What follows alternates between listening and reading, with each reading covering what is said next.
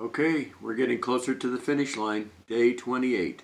And today we're in the Gospels and the epistles. And of course, in this little video, I can't do anything hardly.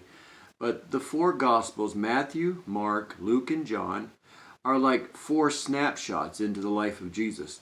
And each of those writers comes at it from just a little different angle to tell us who Jesus is. For example, Matthew tells us that he's the King of the Jews. And then in Mark, he's a servant. And in Luke, he's the Son of Man. We relate to him on that level. And in John, he's the Son of God.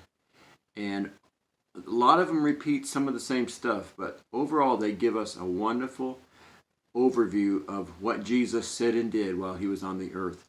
And I think everybody needs to just read Matthew, Mark, Luke, and John as many times as possible. It never gets old. And then we move over into the epistles. And those are the books that tell us how to live out our Christian life. Jesus Christ brings the gospel to us. He is the gospel in the Gospels.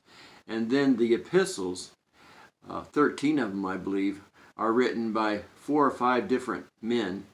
And they teach us how to live for Jesus.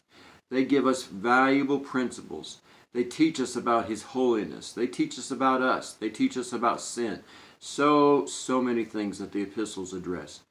And then, remember we talked about Acts. The epistles bridge the Gospels to the book of Acts. And we won't talk a lot about that right now. But the epistles are just wonderful letters written either to churches or individuals even. And they teach us how to live for the Lord. So day 28, keep running. Don't give up in running your race.